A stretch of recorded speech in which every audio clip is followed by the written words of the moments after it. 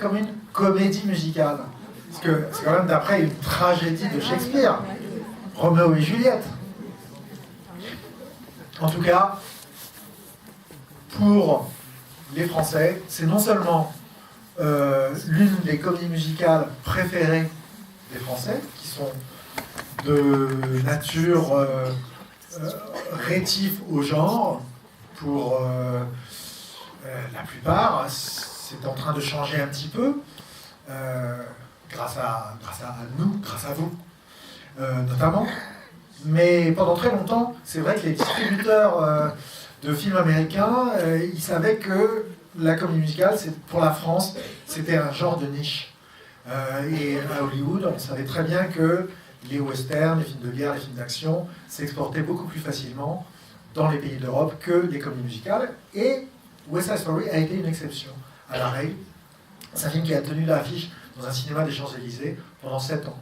Donc un record de l'exploitation cinématographique. C'est un film qui a été, évidemment, à sa sortie en 1961, un immense succès. Non seulement le film, mais aussi la BO, c'est-à-dire le disque, l'album, avec les chansons du film. Alors, c'est vrai que c'est à la fois un spectacle total, et puis un film où se mêlent des choses qu'on n'a pas l'habitude de voir se mêler au cinéma. Par exemple, de la danse qui ressemble à de la danse contemporaine, ou de la danse jazz, ou de la danse moderne, la chorégraphie de Jerome Robbins, co-réalisateur du film, et puis des chansons qui, pour être musicalement et même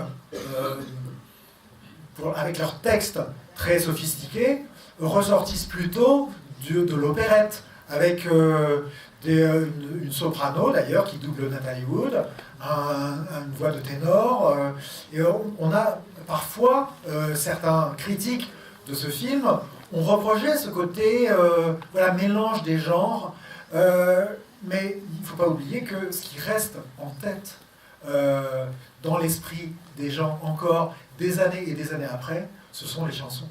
C'est, qui n'a pas fredonné Maria ou Tonight ou America? Voilà, donc c'est pour vous dire que la comédie musicale, c'est un genre qui a ses codes, ses impératifs, même je dirais commerciaux, que pour qu'une comédie musicale marche et qu'elle rentre dans ses frais, il faut que son succès soit parallèle avec le succès de sa musique, qui, à l'époque, il y avait encore cette industrie de l'édition musicale qui faisait que les transcriptions, notamment pour piano, de toutes les chansons célèbres qui étaient dans les films, étaient vendues à des millions d'exemplaires. Les disques, évidemment, on en a déjà parlé, la radio, puis plus tard la télévision, voilà. C'est un film qui est entré assez rapidement dans la légende, et qui pourtant arrive à un moment où la comédie musicale va décliner. On ne le sait pas encore, mais la comédie musicale en tant que genre très populaire et produit en masse dans les années 30, 40 et 50 est en train de s'amenuiser en tant que, justement, genre grand public de masse.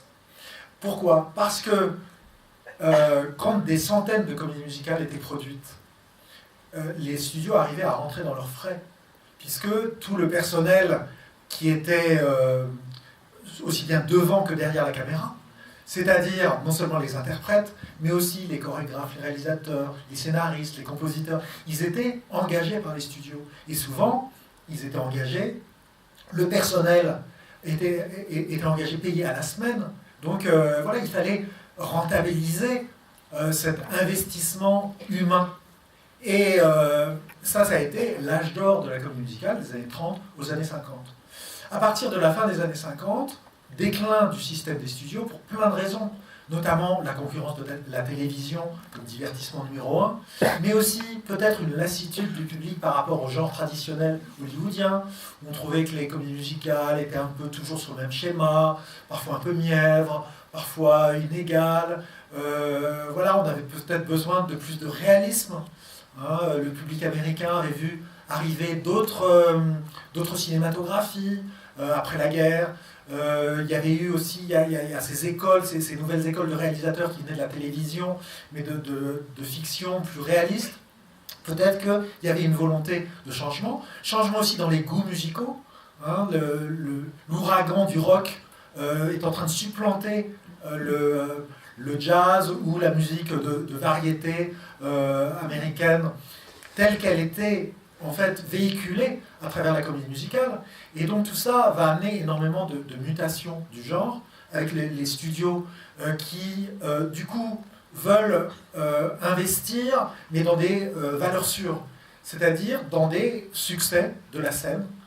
Pourquoi ? Parce que quand on adapte un spectacle qui a été déjà un énorme succès sur scène, déjà on a une grande partie du travail de préparation qui n'est plus à faire, d'écriture, de composition, d'écriture de texte, de scénario, parfois même de casting, parfois de chorégraphie.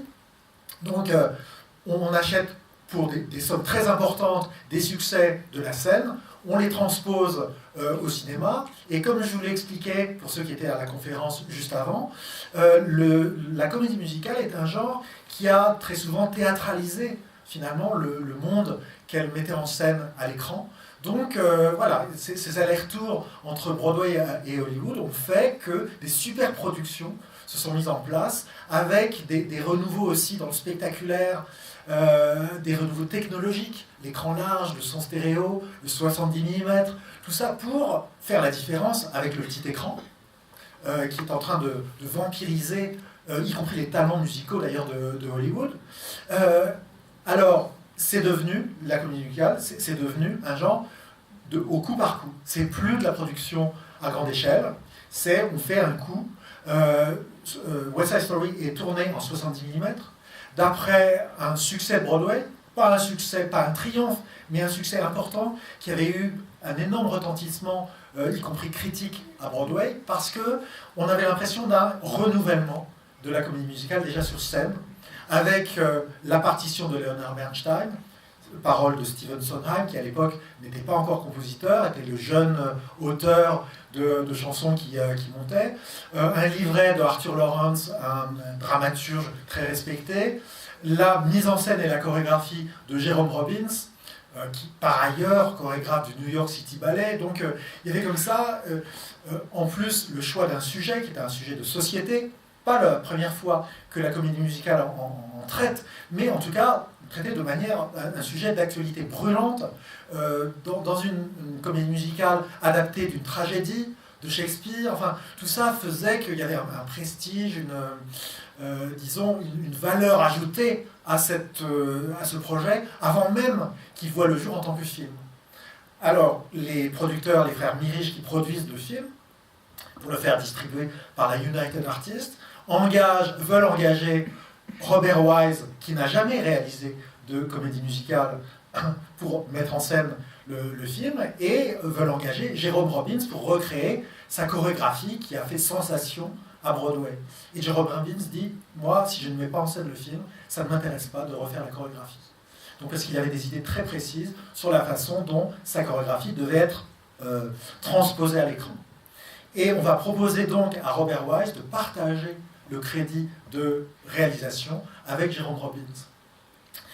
Donc le film est co-réalisé par Robert Wise. Robert Wise, qui était déjà un grand metteur en scène hollywoodien, qui avait déjà réalisé des classiques, Nous avons gagné ce soir, La Maison du Diable, énormément Le Coup de l'escalier, beaucoup de grands classiques, aucune comédie musicale. Un metteur en scène très célèbre pour ses films noirs, ses polars, ses films d'action. Donc, et comme il s'agit de raconter une histoire de délinquance, puisque c'est inspiré de l'actualité de la guerre des gangs de rue à New York, d'une part, et avec des thèmes sérieux rarement abordés frontalement dans une comédie musicale, le racisme, l'immigration, le sexisme, autant de sujets abordés de façon assez sérieuse dans cette comédie musicale. Donc voilà, Robert Wise finit par accepter, parce qu'il se dit que lui seul et il ne pourrait pas mettre en scène ces ballets sans l'aide de Jerome Robbins. Et Jerome Robbins accepte aussi de partager, puisqu'il n'a jamais réalisé de film avant.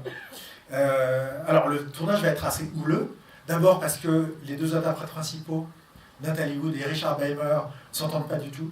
Alors ils sont censés s'aimer d'un amour fou, c'est Roméo et Juliette. Richard Beymer, sur le supplément du DVD, disait sur le tournage c'était bonjour, bonsoir. C'était les deux seuls mots qu'on échangeait en dehors des prises de vue. Donc voilà.